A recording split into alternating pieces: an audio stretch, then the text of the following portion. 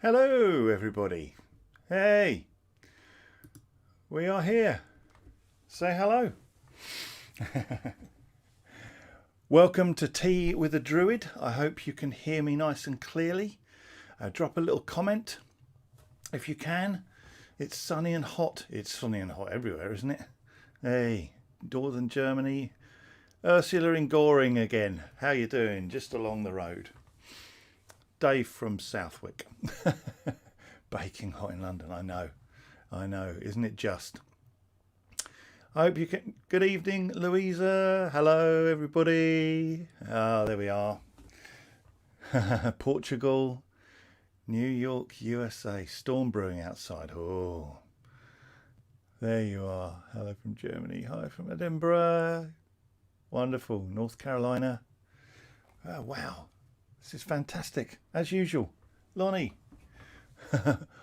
oh God, the comments are going up so fast now. I think what I'm doing is I'm getting comments from both of Philip's pages, both of my pages, and both of Obod's pages, and they're all just going, woo! Germany, not sunny. Oh, well, that's probably good.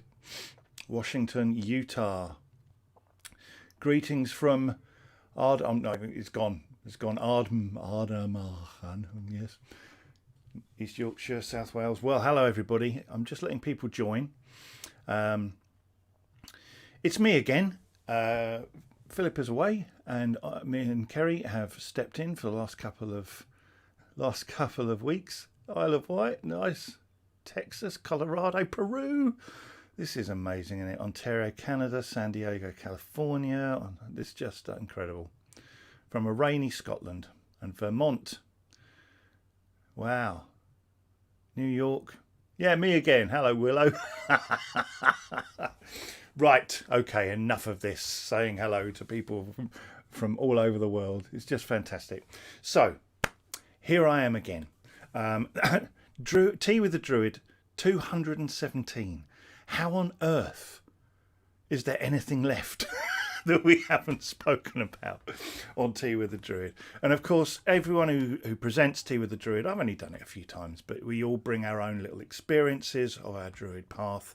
And hopefully, listening tonight, I'm not going to be talking for too long. I think these usually go on between like 20 and 40 minutes. We'll see how we go.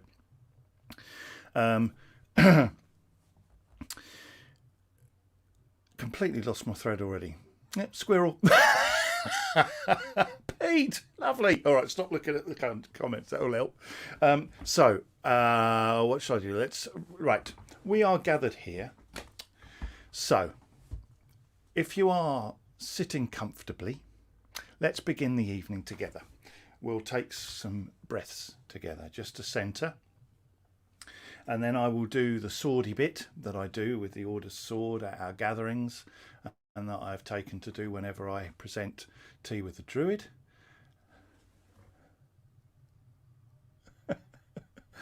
Amazing. Oh, stop looking at the comments. Right. Okay, so get comfortable. Have your eyes open or closed, it doesn't matter. And let's take a long, slow breath together with the earth beneath us.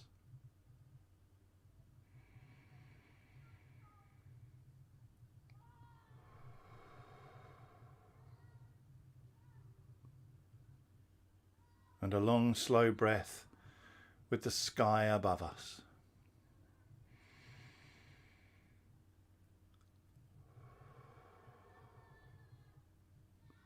And a long, slow breath with the seas and the rivers of the land upon which you stand.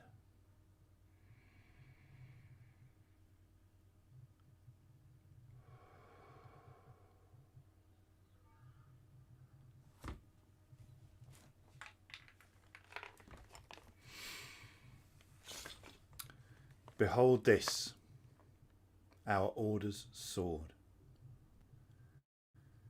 drawn from the lake of still meditation, and returned to it again, ever sharp and ever with us. should our lake be stilled.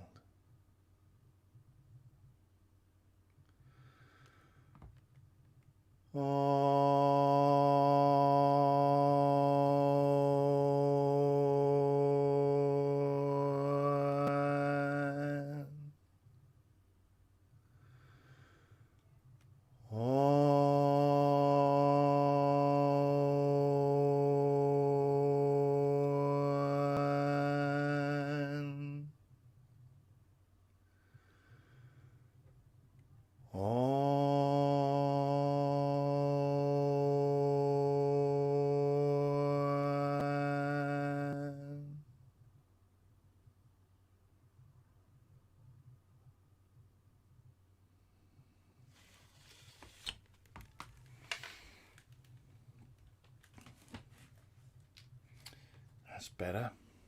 Landed. And I always find that the silences between the owens are as powerful as the actual owens themselves. Okay, so what am I going to talk about tonight? This is like a second half of my Tea with a Druid. I think it was 213, I think I did last time.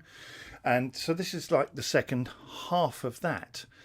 During that half, I spoke about the nature connection I found through my Druid path, through what had happened since I joined the Order back in 1994, and going through the Obod Gwersi and how that has affected my life in such a positive way, and the deeper connections I found through myth and through folklore and through the Gwersi themselves and the rituals. Now then, I've got to have my window open because it's really hot. And there's a dog barking, there's a child over the allotment screaming. I don't know if you can hear that or not, but if you can, I apologise, but I ain't shutting the window just yet. It's really warm. Yeah, so that's what was happening in the last Tea with a Druid, really, and that's where I got to. But in that Tea with a Druid, I mentioned that the other half of my Druidry is influenced by bushcraft. Some years ago, I enrolled on a couple of on some courses to explore bushcraft and wilderness awareness. One of those was with Ray Mears's Woodlaw School of Bushcraft, and spent a week with them living in the woods in debris huts and drinking pond water and making fire by friction and various other ways, trying to find our way through the woods without compasses, tracking, all that kind of stuff. And I did a few other courses as well, to the point where I just fell in love with this stuff. I utterly fell in love. We can't hear any of it.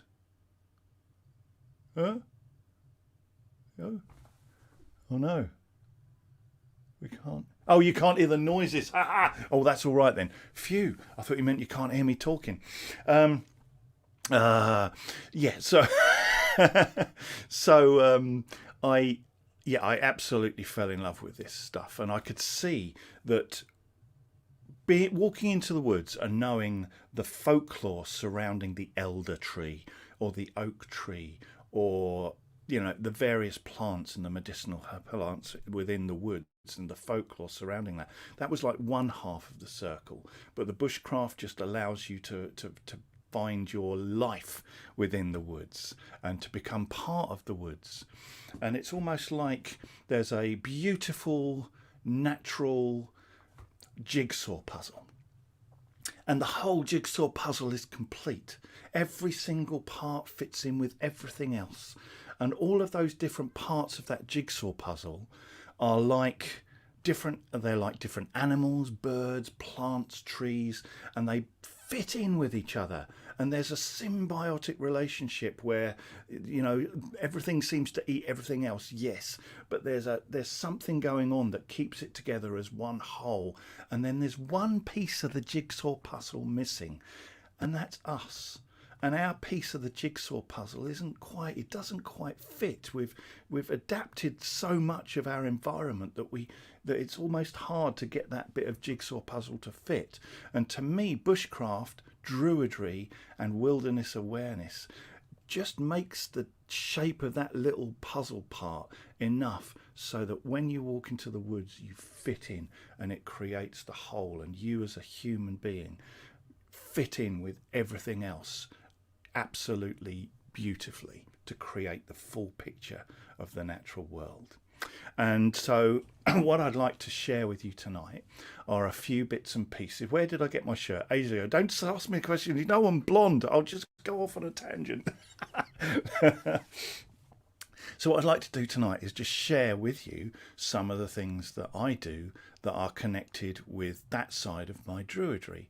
And, well, you know, let's start right at the very beginning. I mean, how many of us would like to see more wildlife? When we walk into the woods, how many of us, I'm sure most of you, will be going in there to see wildlife.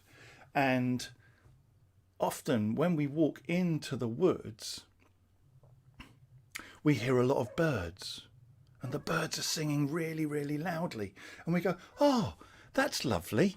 The birds are singing. Oh, that's nature. And the dog's barking. That's nature. We love that. But what's happened in that moment, and the reason often why you hear so many birds singing when you walk into the woods, is that those birds are often the sentinel birds of the woodland. And they have just seen one of the most efficient predators of all of the natural world walk in to the woodland in the shape of you. And the birds are singing their hearts out, and what they're saying is, run for it. And like a ripple, you've plopped yourself into a lake, and the ripples spread out into the woods, and most of the wildlife is just running away and hiding from you as you step in. Part of the reason that happens is because when we walk into the woods, we bring with us a lot of our thoughts and baggage.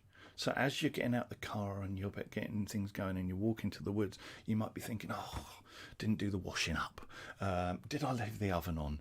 I've really got to pay that bill tomorrow. Oh, I forgot to buy that stuff when I next go shopping. And all this stuff is going through your head, and you aren't present. You aren't present into the woods when you walk into it.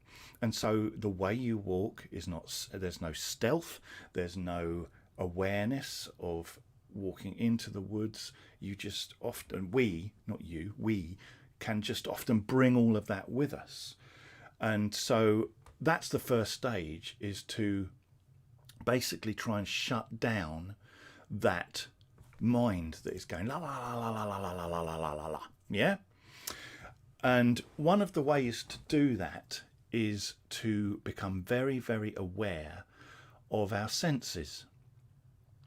And this is a little technique that I was taught by a school that was started up by an American, well-known American tracker and survival expert called Tom Brown Jr. I think his school was called Trackways, but there's another one as well, I think Kamana or something like that. They're all still going, but this I think was developed by Tom Brown Jr. And so it's something you can try with me right now, if you would like, because it's quite amazing. It would help if we were outside, because there are some senses, like if you're in a room and there's no movement of air, it might be hard to pick up these different parts of the of your senses. But we'll have a go, and what I'll do is I'll show it to you, and then next time you go out, before you get to that sort of space, just try these little things. So the first thing I'd like you to do, wherever you are, you can stand up or you can sit down, it doesn't really matter. But what I want you to do, and I'll do it myself, is I want you to kind of look just above where you think the horizon would be. For me, that's actually right straight bang into this camera. Yeah. So just for the moment, just look where that horizon might be and above the horizon. Not too far above, but enough. And then we're going to look through the eyes of the owl together. And the way we're going to do that is I want you to bring your arms up to either side of you like that. Try and keep your eyes focused on that part of the horizon, like a you know, you're looking straight at that point. But then with your arms up, I want you to wiggle your fingers,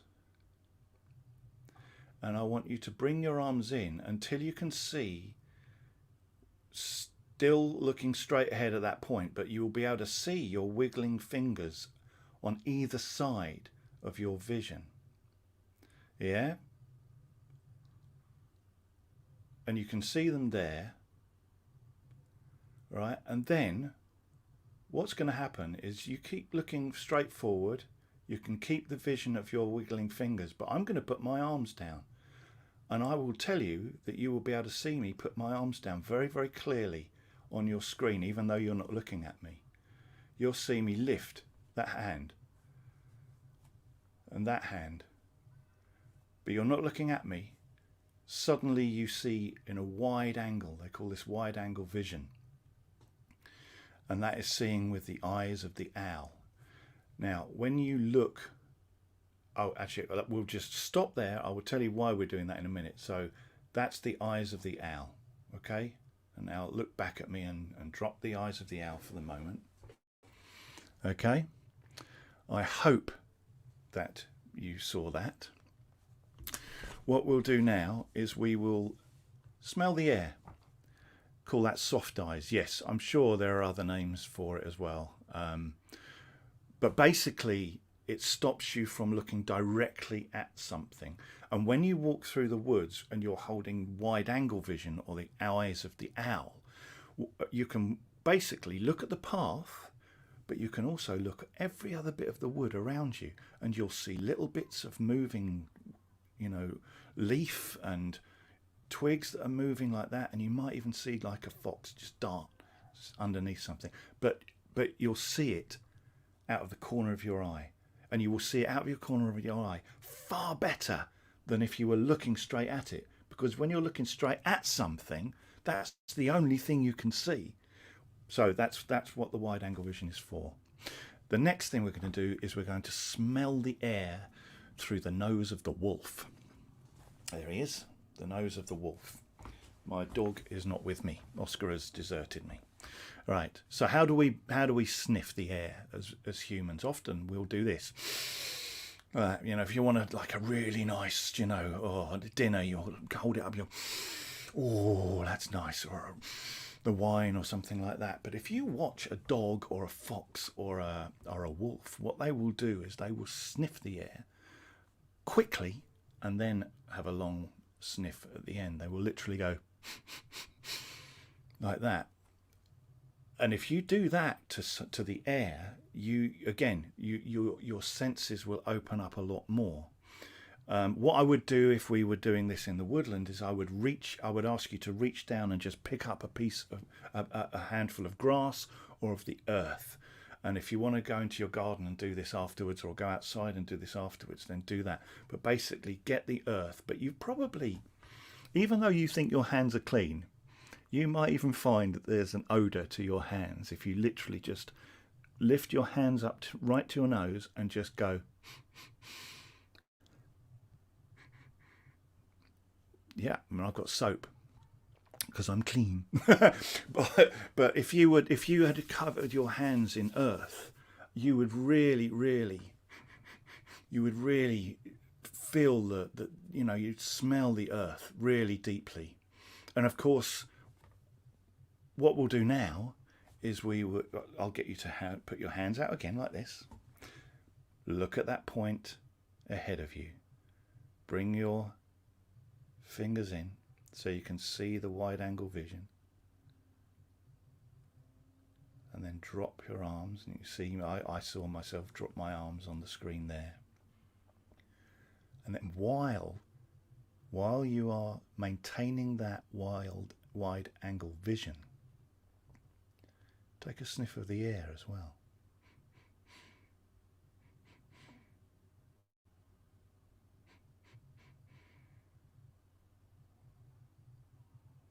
And there you have the eyes of the owl, and you have the nose of the wolf. Yeah? Of course, it's not going to work as good if you're in a room, but maybe straight after this, head outside and you will feel the difference. You will know the difference. Okay, next thing we're going to do is we are going to listen with the ears of the hare. Now, what I want you to do with this is literally get your hands, just put them behind your ears and cup them. If anyone's just tuning in or looking at this and I scroll past them on Facebook, they wonder what the hell's going on. But I bet you can already hear the difference just by cupping your ears like this. And you can actually direct your ears and direct your hearing through different parts and two completely different directions by doing that. And once you've got it kind of locked in and you can hear me there talking away, and you might want to talk yourself so you can hear the difference between this voice and this voice. It's very distinct. So now, and that will allow you to hear with the ears of the hare. And the final thing is to feel with the skin of a baby. And this gorgeous organ that covers our entire body is such a sensitive sense organ that even by, maybe not here, now even in this room, because, you know, even in this room, if you just roll up your sleeves, if you can, and create some actual skin and just sense your skin. And even in this room with one window open, when I become aware of my arms, my skin on my arms, I can feel the very, very slight movement of air. I can even tell which direction the air is coming from, which direction the breeze is coming from. Which you wouldn't necessarily think you could do until you become aware of it. And so let's bring that together, those four senses. All right, put your arms out like this. Again, focus just above the horizon, wiggle your fingers, bring them in until you can see them moving on the edges of your vision. Don't look directly at them or away from that point on the horizon, and just bring them down, and then you'll be able to see all parts of the area in front of you. Without even looking at it, you can see, I can see two speakers because this is my recording studio as well. I can see my audio interface there, my tarot cards that I've drawn for the week down on my right hand side here. You can just see all of that without actually moving any of your vision away from that point just above the horizon. And you can hear clearly my voice, but also if you listen really deeply, I can hear the sounds of the harbour outside across the waters. I can hear the annoying children screaming on the allotment and the occasional dog barking. And I can, of course, can hear my voice, and you'll be able to hear my voice as well. But if I just stop talking for a little while, just listen and see what layers of sound you can hear just by tuning into the sense of your hearing.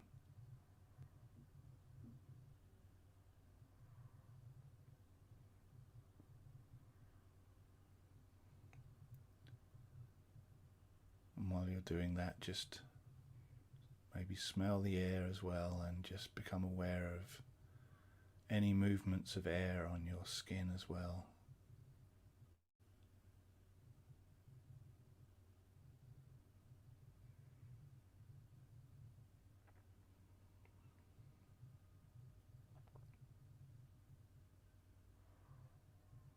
Okay.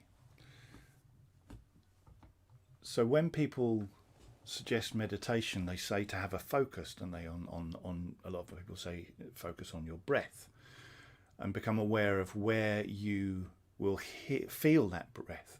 Is it at the end of your nose? Is it in your chest? Is it in your belly?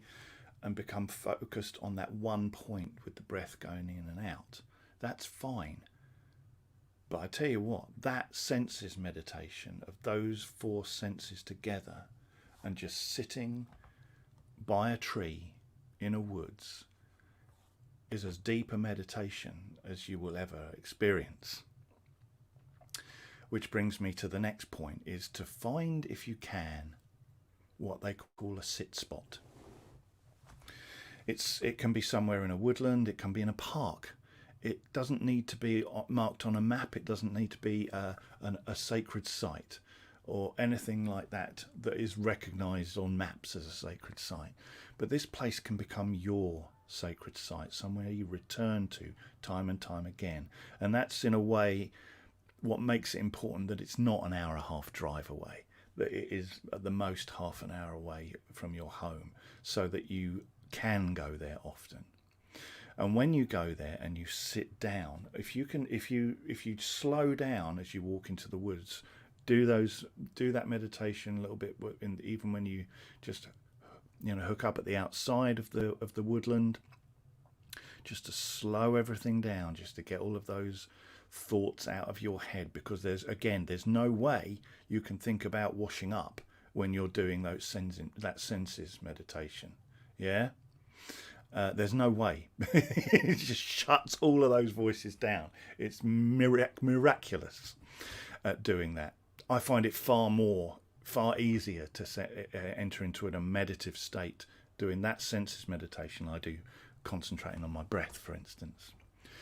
But then if you walk into the woods and you've let those thoughts go and you are far more part of the woodlands, you probably won't hear quite so many birds. You'll be treading slightly lighter. You won't be heavy on your feet. You'll just be you won't be looking at one thing either. You won't be focused in on one thing. You'll be looking all around with the wide angle vision as you walk. Then when you get to your sit spot, or the place where you gather in your space, your sacred space, if you sit there utterly still, continuing that senses meditation for 20 minutes, what happens is the place will forget you're there. It really will just forget you are there. And everything will suddenly start going back to as it was before you arrived. And so just sitting there with your wide angle vision, suddenly you might see a movement over on your left hand side of a fox or a badger or a bird just falling down. Now the instant reaction is immediately to turn your head and look straight at it. And I'll tell you a story. The first time I was taught wide angle vision and these senses meditation, I was taught also a way of walking called the fox walk, which is a stalking walk. And I literally, at the end of this garden, a blackbird flew down and landed at the end of the garden. I thought, well, let's see what happens. So I engaged the wide angle vision and I just started walking very, very slowly towards this blackbird. And I got within 1.5 meters of it. And then in my head, I suddenly went, oh my God, this works! And immediately my wide angle vision just went straight down, looked straight at this blackbird, looked up, and it went, ah, and just flew off. And it wasn't even aware I was there. And that's how these things can work. So yes, that's that's what I would say to use if you can, and you will see a lot more wildlife. What's this to do with Druidry? Somebody might ask. That you're looking at this maybe on the Order of Bards, Ovates and Druids page. What's this to do with Druidry? And for me, this is everything to do with Druidry. Druidry isn't something I put in a box over there and the rest of my life is not my Druid path. The whole thing is my Druid path. You know, my choices of what I buy are part of my Druid path. Everything is part of this. But the nature awareness to me is exactly, to me, what Druidry, my Druidry, is all about. And I think if you look at our myths, if you look at some of our gods of the Celtic pantheons and other, and if you look at even the poems of Taliesin, of Myrddin, of Amagin, you will see that that is what they were after as well. That is what they were seeking as well. And so Taliesin's poems, you have loads of, like, my king is fantastic, he's wonderful, wonderful, yes. There's loads of those. There's loads of, yes, the battle was terrible and we won and it was a victory, my king is wonderful. There's loads of those too. But there's loads as well that just are, like, I call them keys. They are keys to a mystery held within the natural world that we may not be able to see without these kinds of techniques and the commitment and the path of Druidry. I'll do a poem now. One of Taliesin's poems. This one is called the Canagwint. It's called, and I think I'll remember it. Unriddle me this, if you can. I was before God's flood, without flesh or vein or bone. Headless, footlessly I stride, nothing's child, never born. When my breath stills, I am not dead. No older now, nor ever young, I have no need of beast or man. Sea whitener, forest piercer, handless I touch a whole field. Time's partner, youth's partaker, and as wide as the wide earth is wide. Unequalled, masterless, never prisoner, landless, invisible and blind, solitary and brash of manner, gentle, murderous, yet without sin. I am no repairer of disorder. I am wet and dry and weak and strong. What am I that the cold moon fosters with the ardour of the sun? It's a riddle. It's a riddle written by Taliesin, the poet, the bard inspired by the Awen of Ceridwen's cauldron. And what is the answer to that riddle? The wind. It's called Ganagwint, the song of the wind. And if you look at a lot of other of Taliesin's poems and the Mabinogi, they are keys to the natural world. They are keys to understanding the cycle of the seasons and also the hidden parts of the natural world of Anuvan, of the not world or in world, that I still see as part of the natural world. I mean, Richard Dawkins might not, but I do, you know. And so those things to me are keys. And it's like we spend a lot of the time picking over the keys rather than using the keys to see what Taliesin saw. What was it quote I heard once? Seek not to walk in the footsteps of the people of old. Seek what they sought. Yes. And these things help me to seek what they sought. They help me to use the key. Let me see. Is there anything else? Yes, there is something else. You might like to see some of my bits of kit that I take with me. This is my crane bag. I've emptied it. In here I have one of these. Yeah, this just goes with me when I go into the woods. It's a tiny little spyglass, but it's a beautiful little pocket one. You can get these very cheaply, and they fit into your crane bag. The other thing I've got is a beautiful French. It's an Opinel number 8, and these are probably one of the best bushcraft knives you can buy. That fold. I also have this little beastie here. This is a little striker light, and it's all you do is you just scrape it down here, and sparks fall down, and they will fall upon birch bark, which is full of beautiful oils and resins that take a spark very easily. And that is how you can make a natural fire. Wouldn't recommend that right now at all, making any kind of natural fire in a woodland.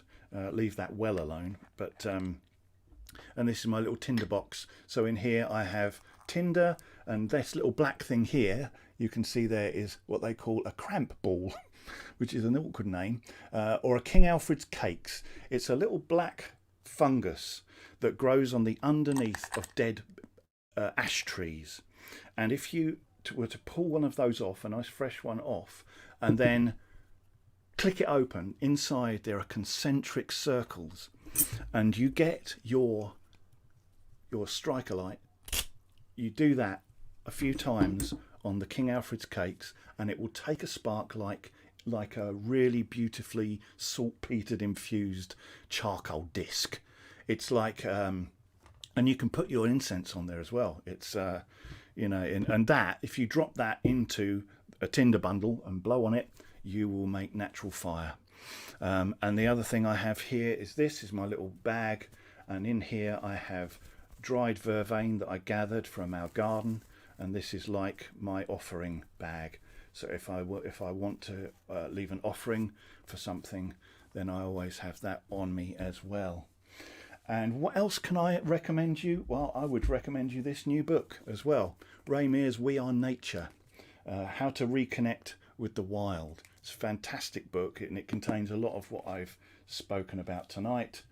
What else? This one as well, Finding Your Way Without Map or Compass, which is another fantastic book of natural navigation. Things like where the ant's nest is, believe it or not, can tell you which directions there are. The moss on certain sides of trees can tell you with the directions where you are in the woods. So I think that's kind of it. I haven't drunk any tea. I've got coffee here, so cheers. I haven't been reading your comments, I'm afraid, because I've been trying to focus. But yeah, Old Man's Beard, absolutely, that is fantastic tinder. In fact, that is what that is on the top of my little pot.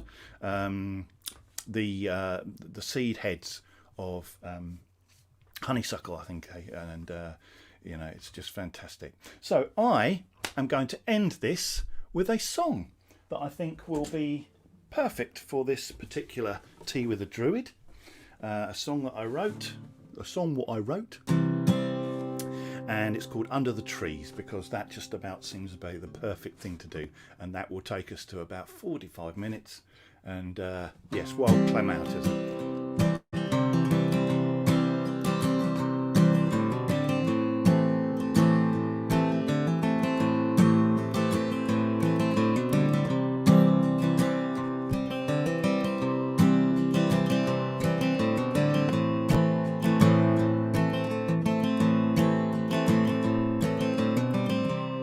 Driving home at night in the company of a storm,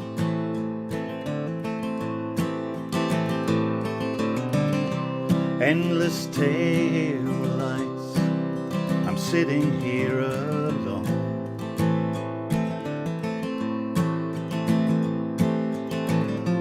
Another day gone by, where do they all go?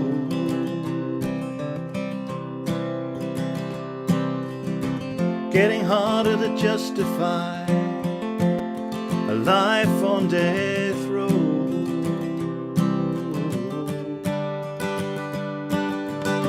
I wanna go where I can heal my soul, talk to the wisest people I know, and I will go. The soothing sound of forest leaves, and all my troubles start to ease. Forgive me, please, you will find me under the tree.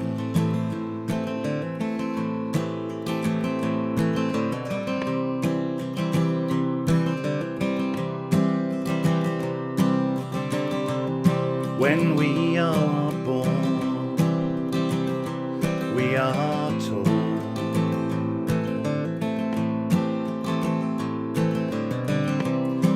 part of a great machine, no chance of parole.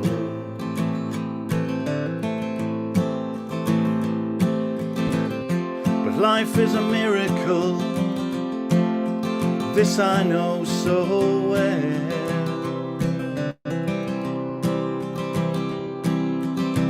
Getting harder of my prison cell.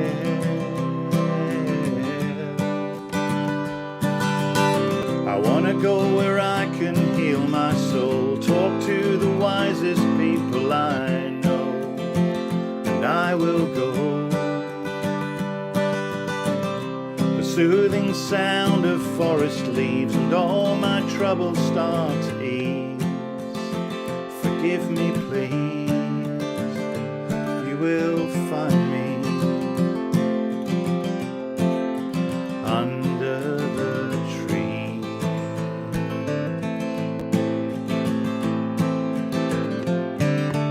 And I know that it's true, it's so much harder to do than to say. All that I can say to you is come and meet me there too. You know the way. I wanna go where I can heal my soul, talk to the wisest people I know, and I will go. The soothing sound of forest leaves and all my troubles start to ease. Forgive me, please. I wanna go where I can heal my soul, talk to the wisest people I know. I will go. The soothing sound of forest leaves and all my troubles start to ease. If you agree, come and join me under the tree.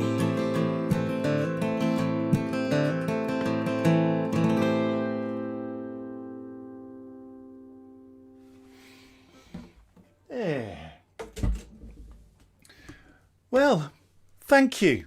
Thank you for spending your Monday morning, evening, wherever you are with me. And this is all recorded and ready to watch on playback if you want to watch it again. Other than that, have a fantastic rest of your week, and I will see you again along the road, I'm sure. So thank you very much. Peace, blessed be. Thank you very much. See you again, my friends. Bye bye.